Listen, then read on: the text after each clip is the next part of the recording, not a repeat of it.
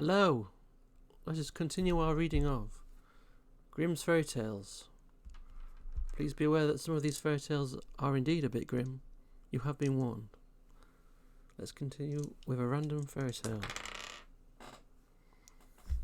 67.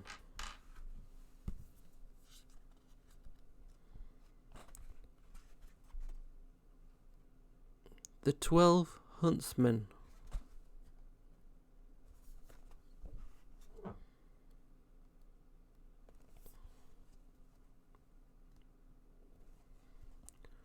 There was once a king's son who had a bride whom he loved very much, and when he was sitting beside her and very happy, news came that his father lay sick unto death, and desired to see him once again before his end.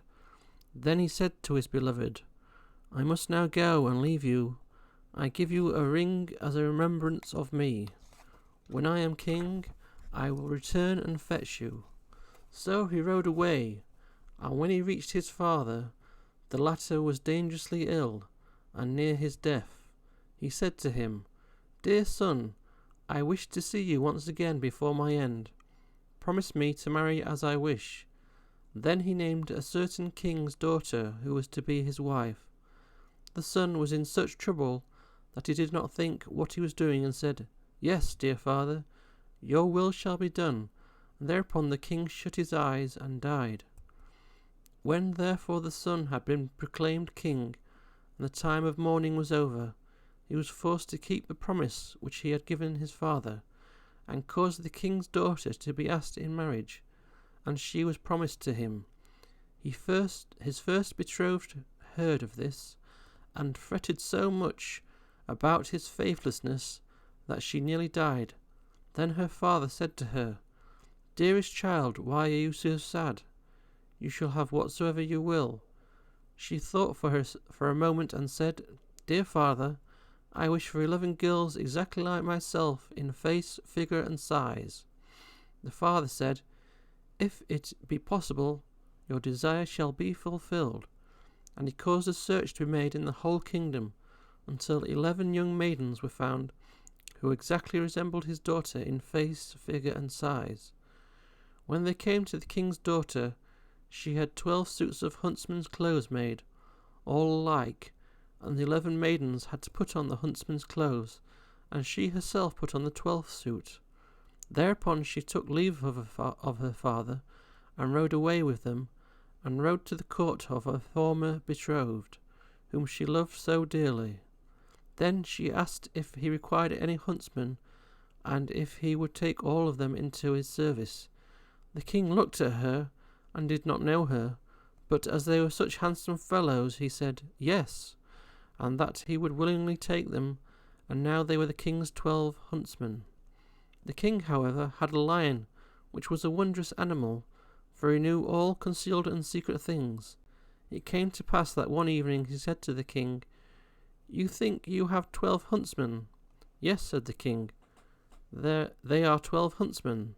The lion continued, You are mistaken. They are 12 girls. The king said, That cannot be true. How will you prove that to me? Oh, just let some peas be strewn in the antechamber, answered the lion, and then you will soon see. Men have a firm step, and when they walk over peas none of them stir, but girls trip and skip and drag their feet, and the peas roll about. The king was well pleased with the counsel, and caused the peas to be strewn. There was, however, a servant of the king's, who favoured the huntsmen, and when he heard that they were going to be put to this test, he went to them and repeated everything, and said, The lion wants to make the king believe that you are girls. Then the king's daughter thanked him, and said to her maidens, Show some strength, and step firmly on the peas.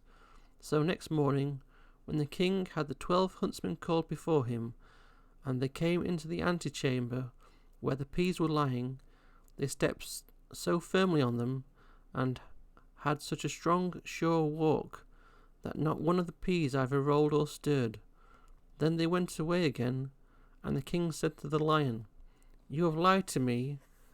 They walk just like men. The lion said, They have been informed that they were going to be put to the test, and have assumed some strength. Just let 12 spinning wheels be brought into the antechamber, and they will go to them and be pleased with them, and that is what no man would do. The king liked the advice, and had the spinning wheels placed in the antechamber. But the servant, who was well disposed to the huntsmen, went to them and disclosed the project. So when they were alone, the king's daughter said to the 11 girls, Show some constraint, and do not look around at the spinning wheels. And next morning, when the king and his 12 huntsmen had his 12 huntsmen summoned, they went through the antechamber, and never once looked at the spinning wheels. Then the king said to the lion, You have deceived me. They are men, for they have not looked at the spinning wheels. The lion replied, They have learnt that they were going to be put to the test, and have restrained themselves. The king, however, would no longer believe the lion. The 12 huntsmen always followed the king to the chase, and his liking for them continually increased. Now it came to pass that once, when they were out hunting, news came that the king's bride was approaching. When the true bride heard that, it hurt her so much that her heart was almost broken, and she fell fainting to the ground. The king thought something had happened to his dear huntsman, ran up to him, wanted to help him, and drew his glove off. Then he saw the ring which he had given to his first bride, and when he looked in her face, he recognized her. Then his heart was so touched that he kissed her. And when she opened her eyes, he said, You are mine, and I am yours, and no one in the world can alter that. He sent a messenger to the other bride, and entreated her to return to her own kingdom, for he had a wife already, and someone who had just found an old key did not require a new one. Thereupon the wedding was celebrated, and the lion was again taken into favour, because, after all, he had told the truth. Thank you for watching. Please like, comment and subscribe.